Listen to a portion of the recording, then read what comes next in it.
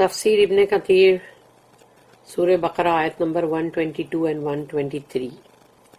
Ayat number 122. O children of Israel, remember my favor which I bestowed upon you, and that I preferred you over the nations. O بنی اسرائیل، میرے fever جو ہے تم پہ یاد کرو ان کو جو میں نے تم پہ کیے، اور میں نے تمہیں تمام عالموں پہ مطلب پسند فرمایا. آیت نمبر 123.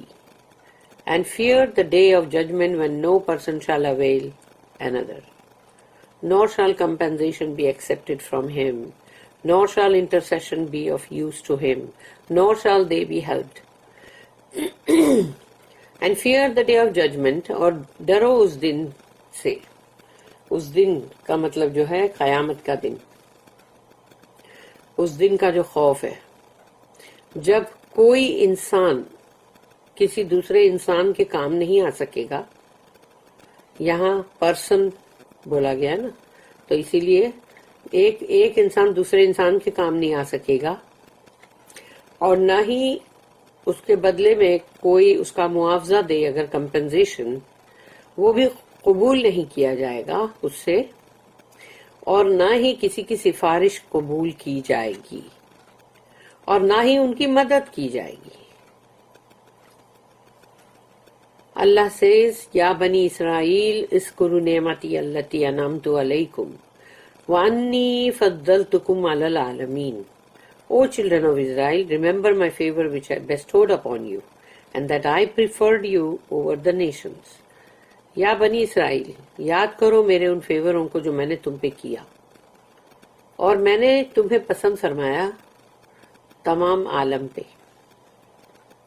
وَاتَّقُوا يَوْمًا لَا تَجْزِي نَفْسٌ عَن نَفْسٍ شَيْئًا وَلَا يُقْبَلُ مِنْهَا عَدْلٌ وَلَا تَنْفَعُهَا شَفَاعَةٌ وَلَا هُمْ يُنصَرُونَ.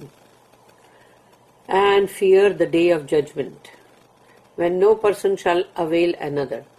اور قیامت کا دن کا جو خوف ہے اس سے ڈرو، اس لیے کہ اس دن کوئی انسان کسی دوسرے انسان کے کچھ بھی کام نہیں آ سکے گا.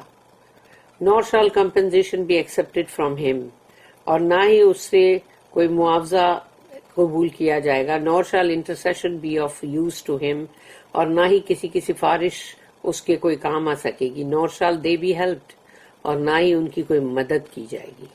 We mentioned a similar ayah at the beginning of this surah, and it is mentioned here to emphasize the importance of following the Ummi prophet and messenger, who is described for the people of the scriptures in their books by his characteristics, name, the good news about him, and the description of his ummah. اس سے پہلے بھی مطلب اس طرح کی ملتی جلتی جو آیت تھی جس کے اندر اس سورے کی شروعات میں تھی،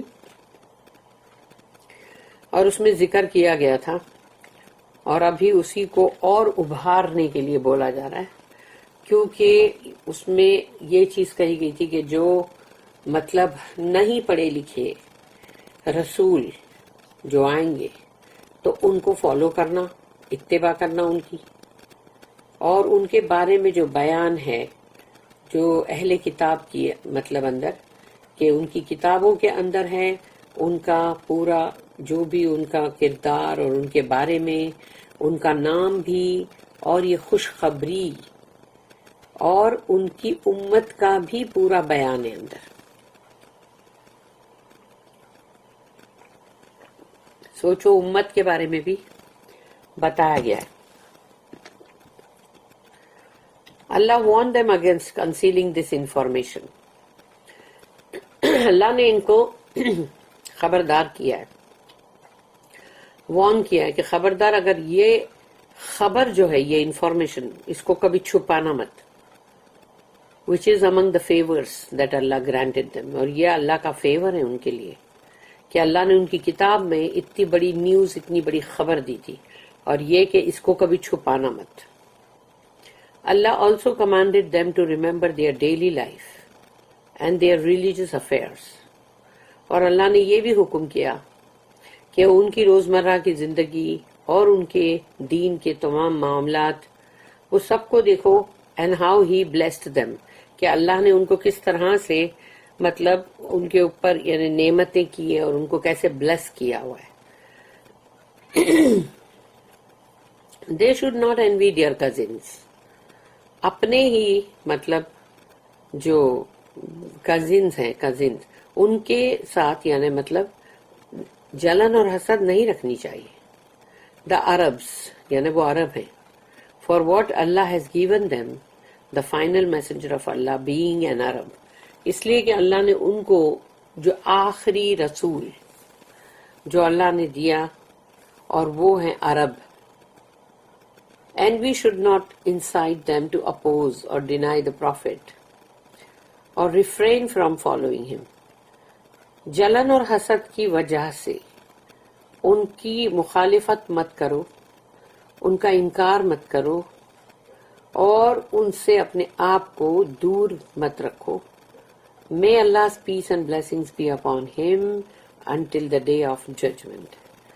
اور اللہ کا ان کے اوپر سلامتی اور ان کی مطلب اللہ کی رحمت اور اللہ کی مطلب درود و سلام ان کے اوپر ہو until the day of judgment،